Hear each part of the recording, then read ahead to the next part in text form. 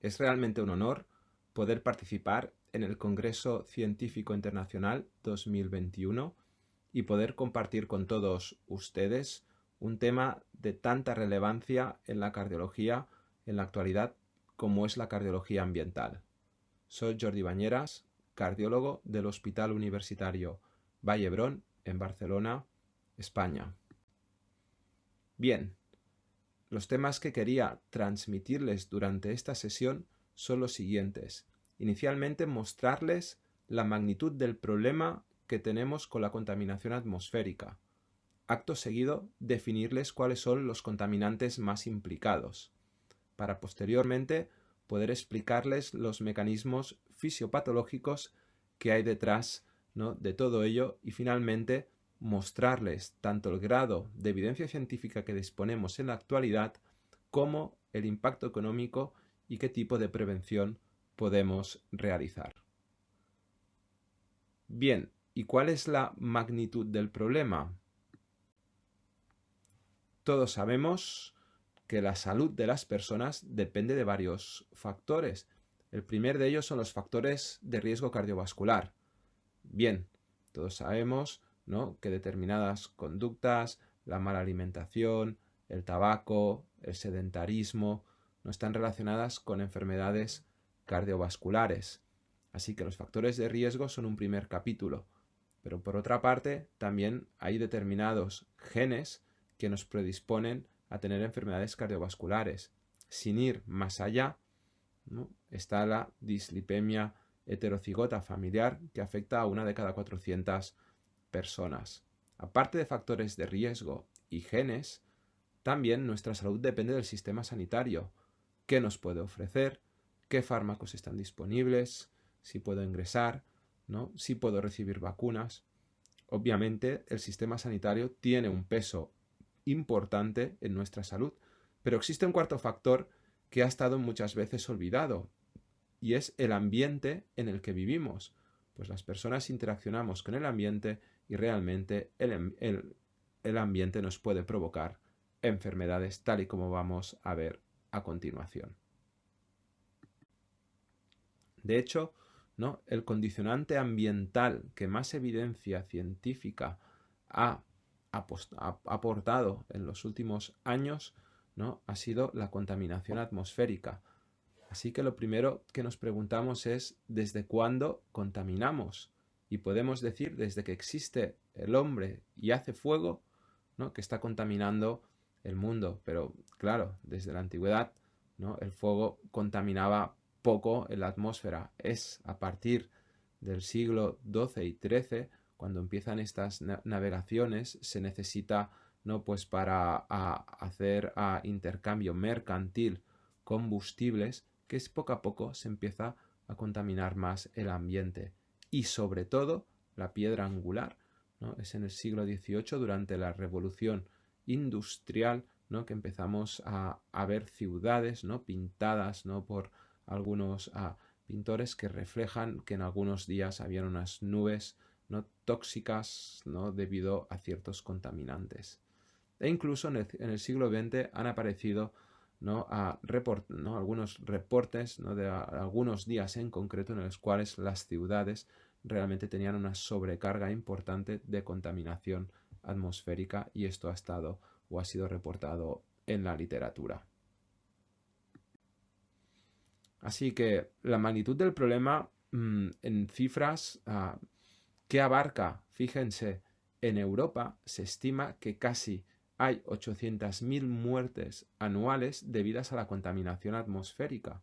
Y cuando vamos a analizar qué tipo de enfermedad ha causado la contaminación, fíjense que la causa más importante no es respiratoria, sino que fíjense que hasta un 40% de estas muertes son atribuibles, ¿no?, a enfermedad cardiovascular isquémica, y hasta un 8%, ¿no?, debida a ictus.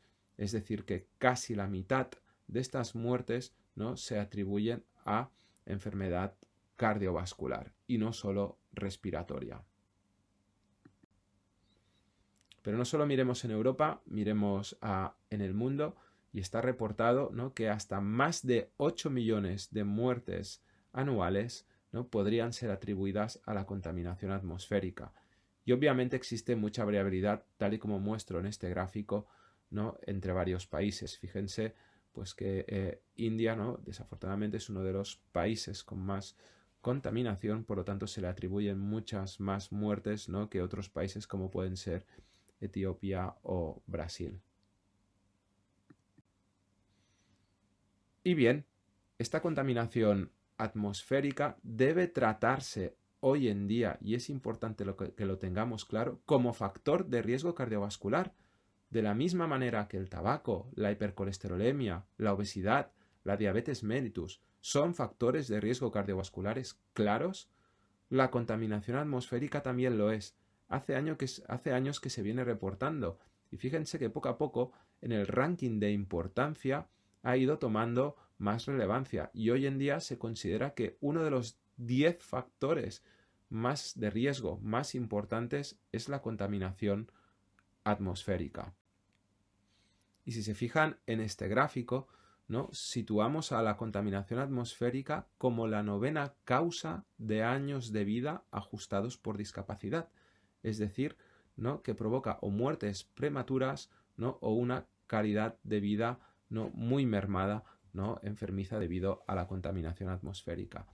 Y si miramos el grafiquito de colores, ¿no? el color que más predomina es el azul. Esto quiere decir que, sobre todo, estos años de vida ajustados por discapacidad son atribuidos a enfermedad cardiovascular. Bien, una vez expuesto el problema importante, ¿no? de la contaminación atmosférica, vamos a hablar de cuáles son los contaminantes más implicados.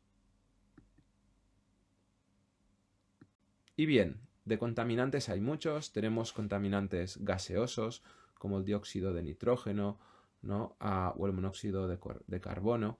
Tenemos contaminantes que son biológicos, como virus, bacterias, esporas.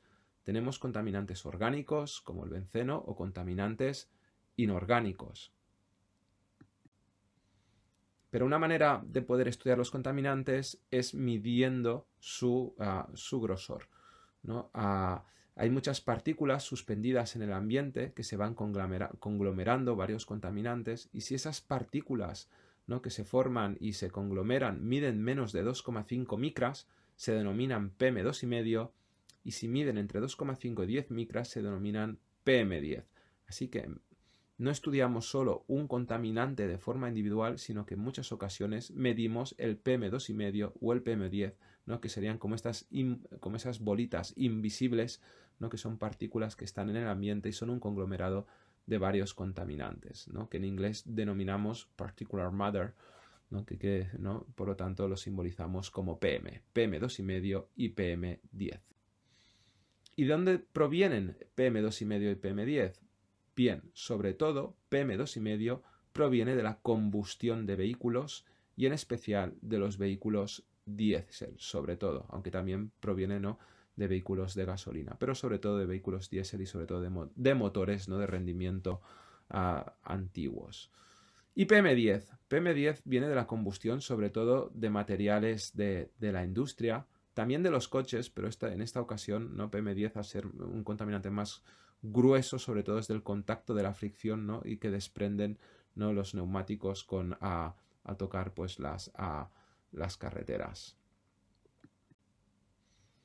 Así que contaminantes importantes en la salud cardiovascular, sobre todo PM2,5 y PM10, aunque existen otros, como por ejemplo un tipo de gas determinado que es el dióxido de nitrógeno, que también proviene de la combustión de los coches. Tal es así que están identificados estos contaminantes, ¿no? que existe una normativa. Aquí les estoy presentando la normativa europea, que no debemos pasar de su concentración media anual.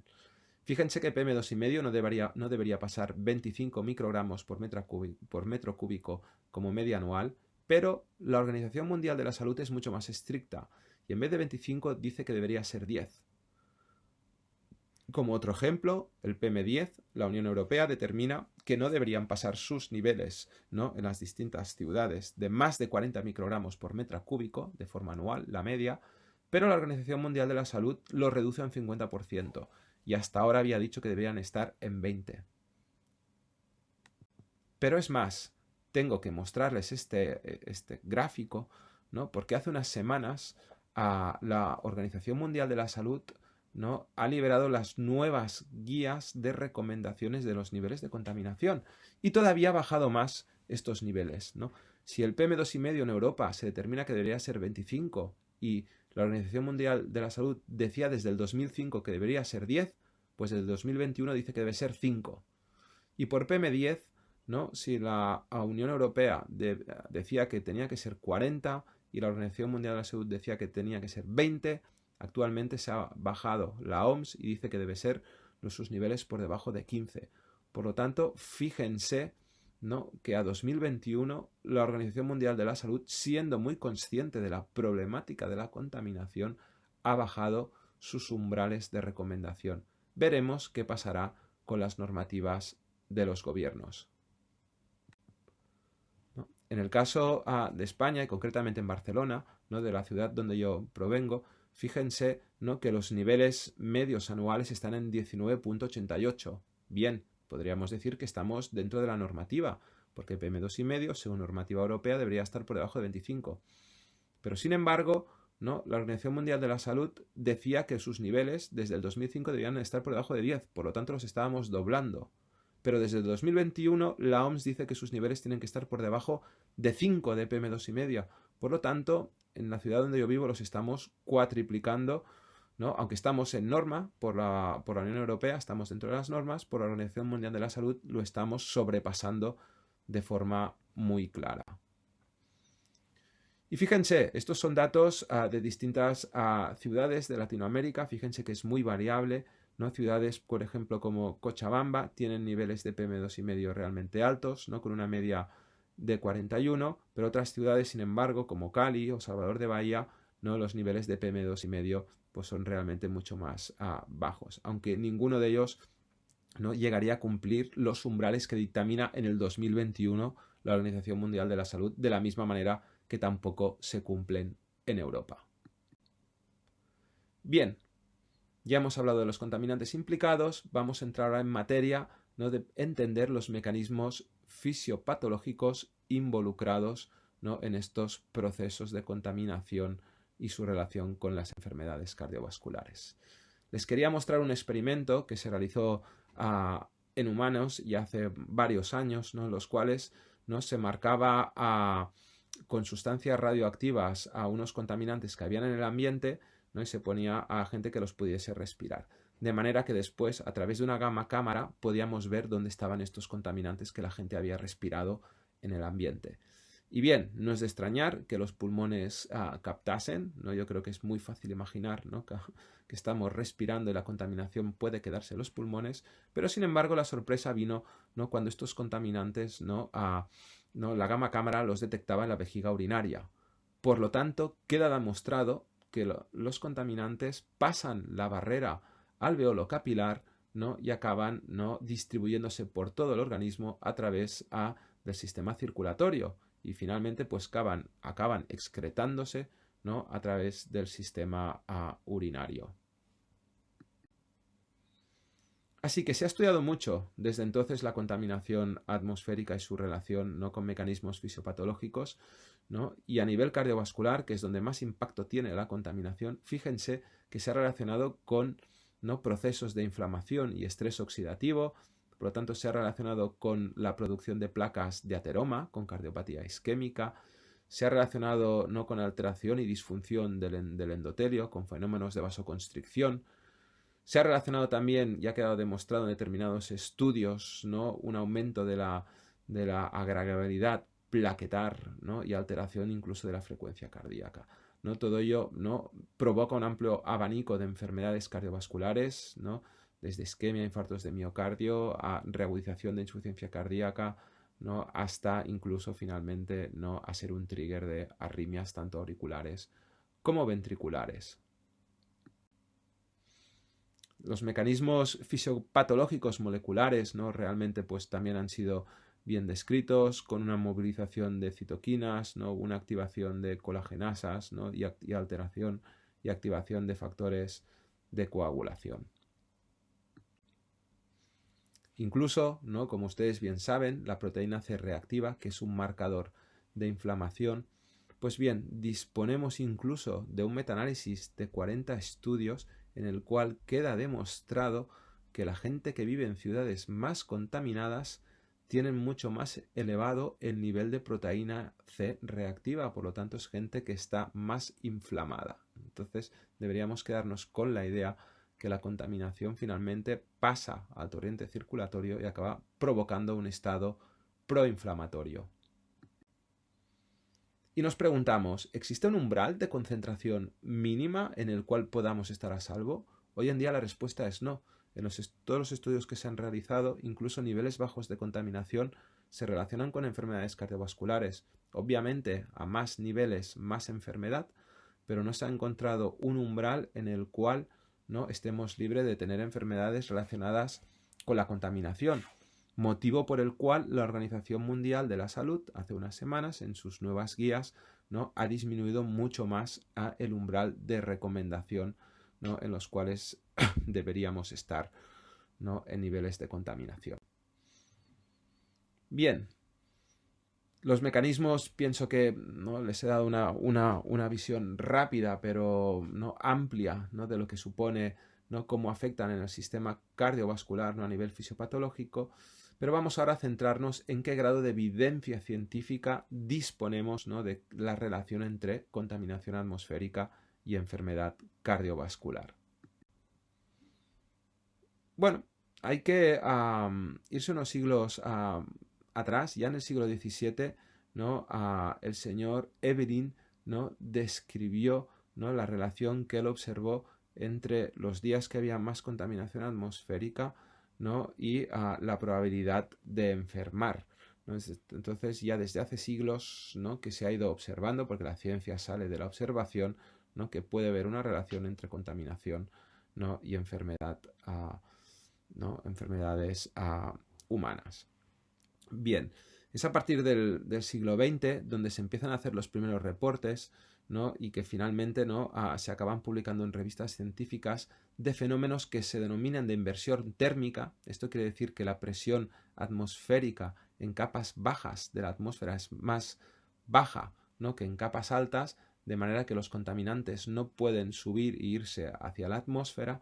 Y eso provoca que si una ciudad está realmente contaminada, esos contaminantes queden atrapados en capas muy bajas de la atmósfera. Entonces, estos episodios puntuales de alta contaminación por fenómenos de inversión térmica, ¿no?, fueron descritos en 1930 en Bélgica. También hubo otro episodio en el año 52 en Londres e incluso, ¿no?, también hubo otro episodio en Pensilvania.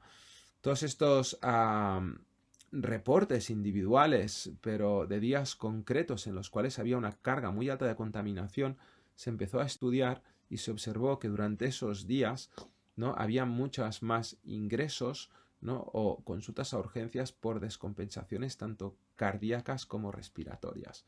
Es a partir de aquí, de estas observaciones, que se empiezan a hacer hipótesis, ¿no?, para poder estudiar, ¿no?, una asociación entre la contaminación y las enfermedades. Bien, hoy en día la evidencia que disponemos es realmente clara. Fíjense, si dividimos la evidencia en tres zonas, zona de realmente evidencia muy clara, sabemos que la contaminación atmosférica se relaciona con todas las causas de mortalidad y con mortalidad cardiovascular, ¿no? En una zona de evidencia que está cada vez más creciendo porque cada vez se reportan más estudios, sabemos que la contaminación se relaciona con la hipertensión arterial, la diabetes mellitus, los infartos de miocardio, los ictus, incluso con la insuficiencia cardíaca, ¿no? Y hay poca evidencia, pero algún artículo ha empezado a salir, ¿no?, que incluso la contaminación se puede relacionar, ¿no?, con arritmias auriculares, ventriculares, ¿no?, y con enfermedades tromboembólicas.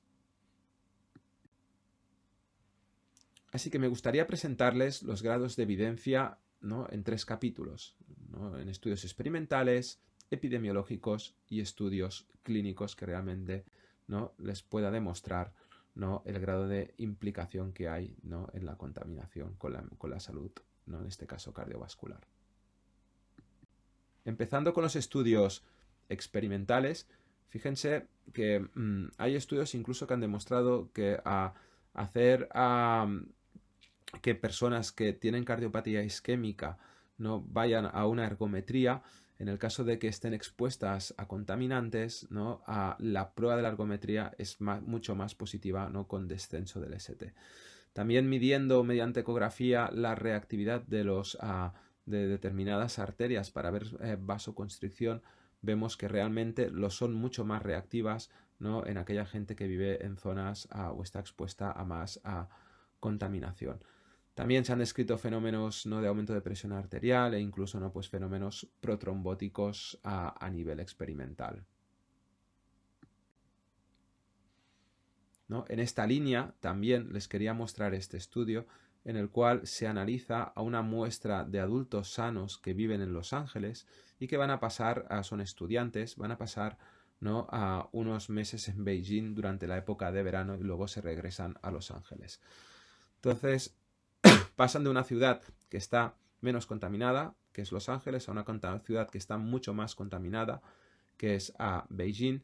Y lo que se hace es analizar biomarcadores inflamatorios y de preoxidación lipídica, y se observa que cuando van a Beijing estos marcadores claramente aumentan y cuando regresan a su ciudad de origen, a Los Ángeles, estos marcadores vuelven a disminuir, ¿no? En la misma línea que ya habíamos hablado de que la contaminación atmosférica, aquí se reporta más evidencia, ¿no? que provoca una reacción inflamatoria y estrés oxidativo.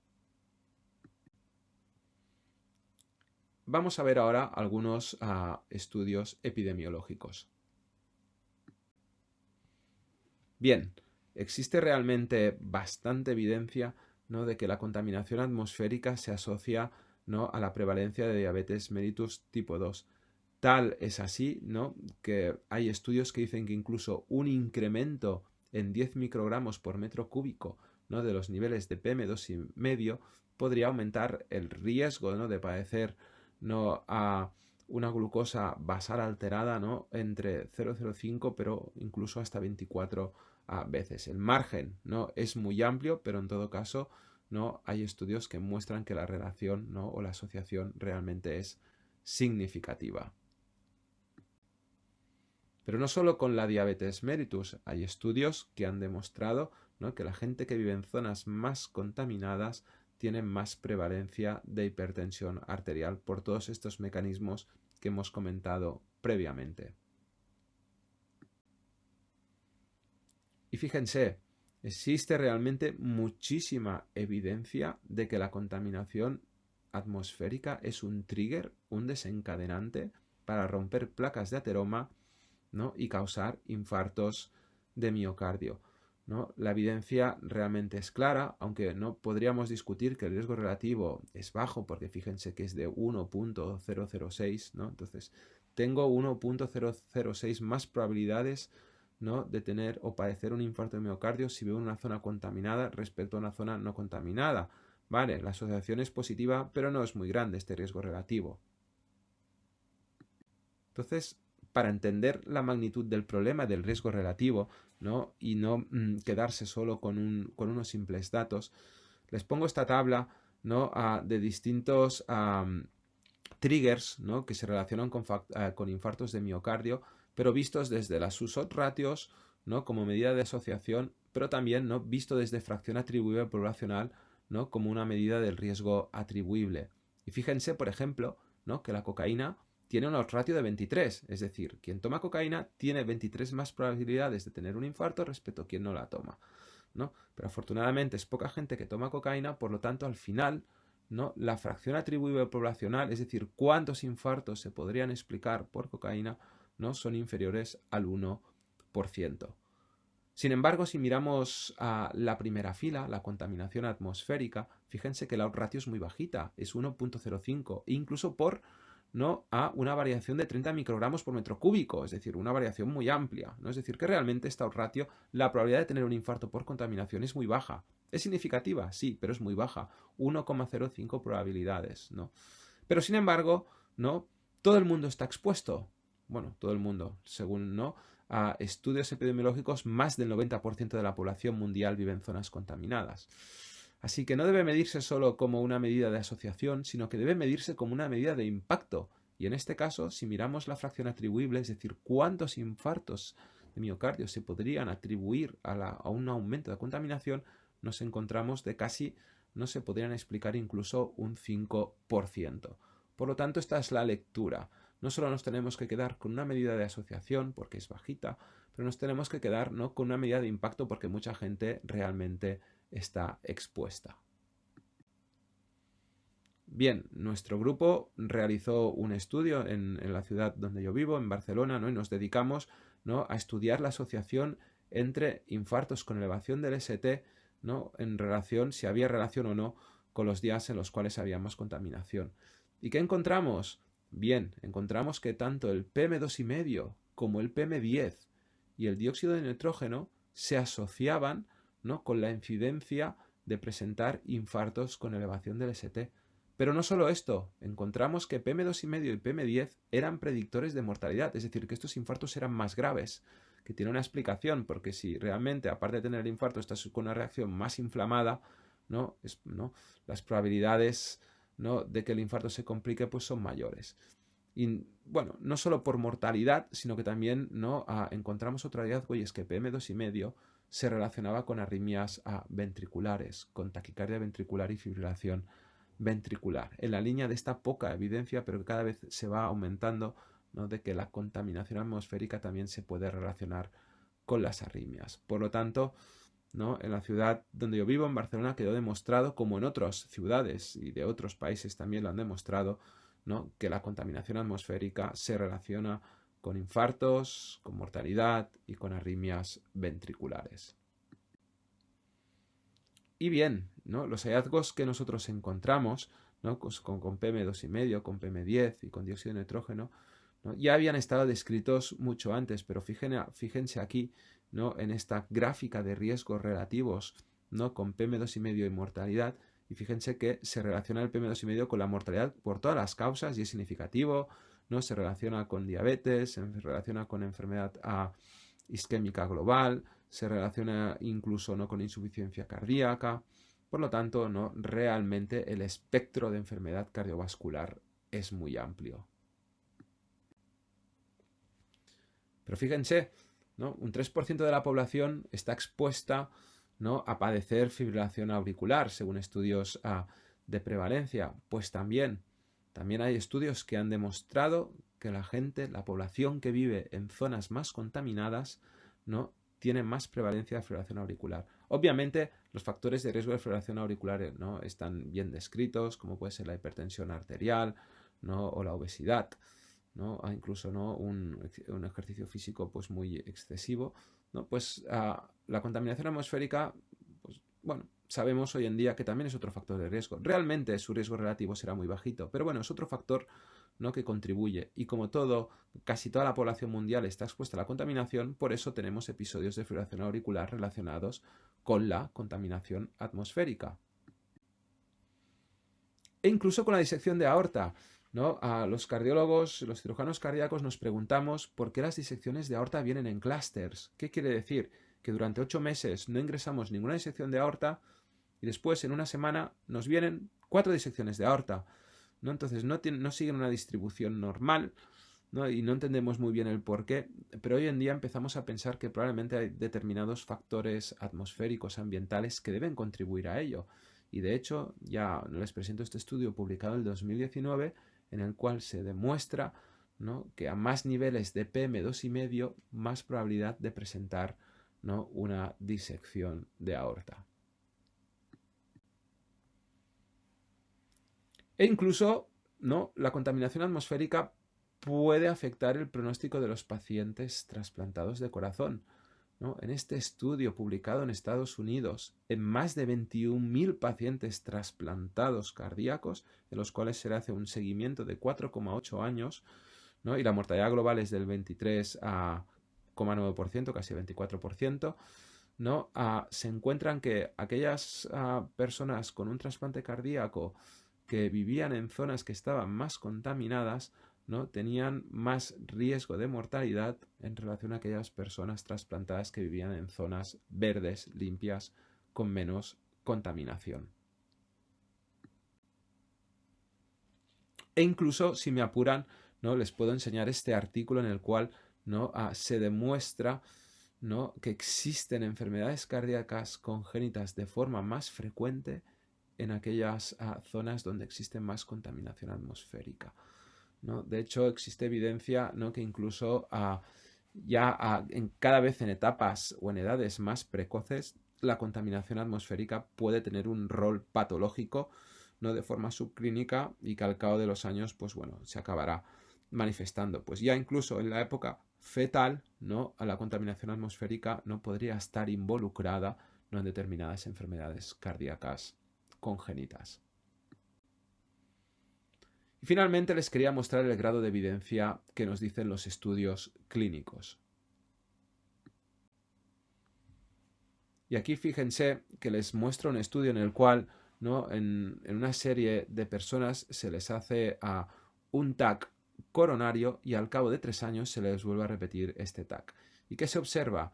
Que la gente que vive en zonas más contaminadas, ¿no? se observa, ¿no? que en esos escáneres de las arterias coronarias, ¿no? aparecen más placas de ateroma y de más alto riesgo respecto a la gente que vive en zonas menos contaminadas, ¿no? Por lo tanto, la enfermedad cardiovascular subclínica en formas de placas, ya no el trigger de infarto miocardio, sino la formación de las placas de ateroma, también están relacionadas con la contaminación atmosférica.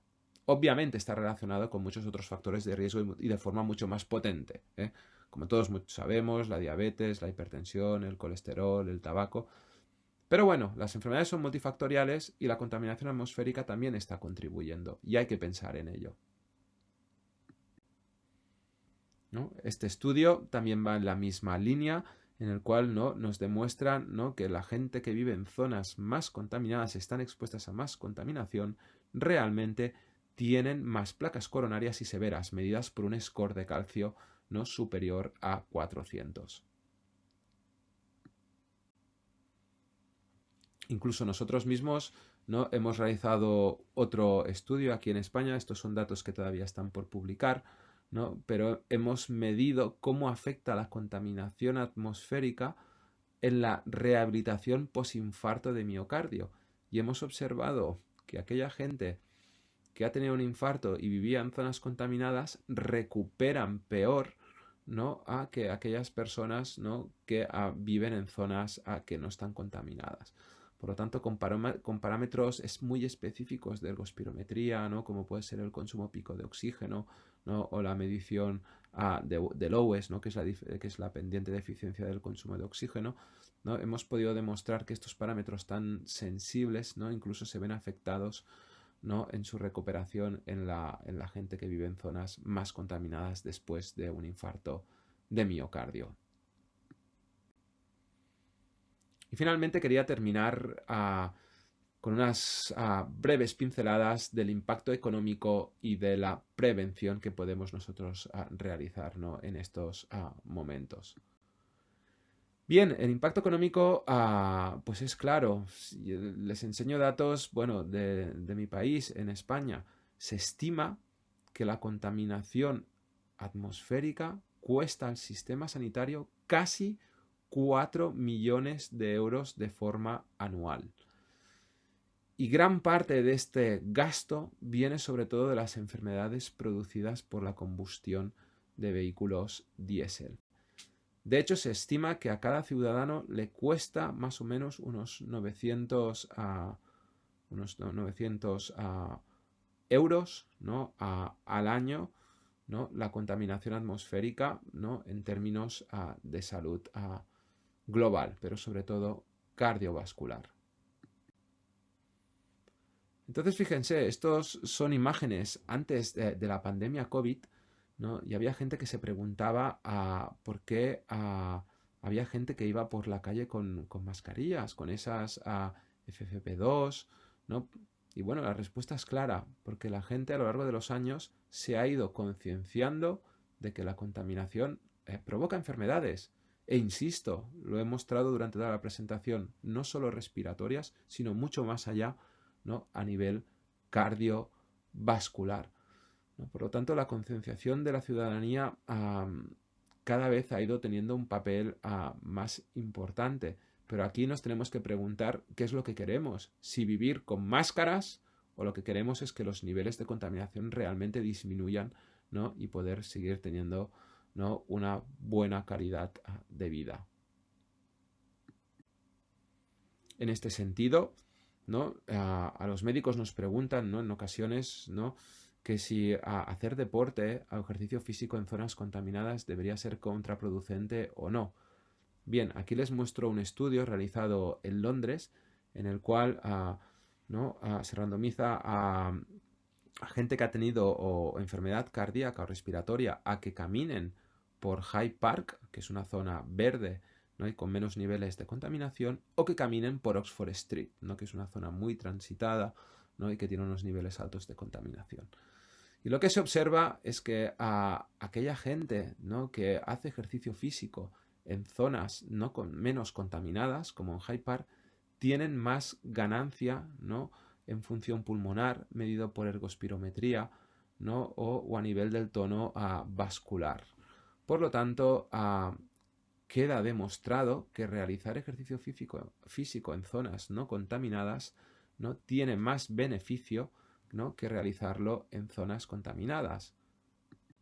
Pero la siguiente pregunta es, ¿entonces en zonas contaminadas debo hacer ejercicio o no debo hacer ejercicio? Es decir, ¿qué es lo mejor? ¿Qué es lo que tiene más beneficio en una zona contaminada? ¿Hacer o no hacer ejercicio? ¿Qué gana el qué? ¿No? Si el ejercicio o la contaminación, ¿no? Entonces, la evidencia científica actual es débil, ¿no? Pero el resumen, ¿no? es que los médicos, los sanitarios, deberíamos recomendar el ejercicio físico incluso en zonas contaminadas, porque la ganancia que se obtiene del ejercicio supera, ¿no? a las pérdidas, ¿no? que se puedan obtener, ¿no? de la contaminación.